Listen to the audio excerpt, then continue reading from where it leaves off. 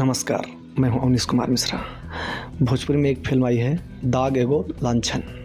आपको बता दें कि इस फिल्म में आपको रितेश पांडे, आम्रपाली दुबे, रक्षा गुप्ता, विक्रांत सिंह राजपूत, अमित शुक्ला, रामभास सानी एंड अदर्स लोग आपको कलाकारी करते हुए दिखेंगे। आपको बता दें कि इसमें स्पेशल अपीयरेंस के रूप में रवि किशन जी आए हैं। ये फिल्म काफ़ी अच्छी है। आम्रपाली जी ने काफ़ी अच्छा एक्ट किया है। रितेश पांडे भी कुछ दिनों बाद फिल्म में देखने को मिले हैं और अन्य फिल्मों से अच्छा एक्टिंग किया है। विक्रांत सिंह तो काफ़ी अच्छे एक्टर हैं ही, हालांकि भोजपुरी में इन्हें अच्छे तरीके से यूज नहीं किया गया है। आप बता दें कि इस फिल्म के डायरेक्टर हैं प्रेमांशु सिंह और प्रोड्यूसर हैं निशांत उज्ज्वल। ये फिल्म काफ़ी शानदार होने वाली है। इसका ट्रेलर काफ़ी शानदार है। कुछ अलग भोजपुरी में ये फिल्म बनी है। अब देखना है कि ये फिल्म कितना कमाल करती है, लेकिन अच्छी फिल्म है। धन्यवाद।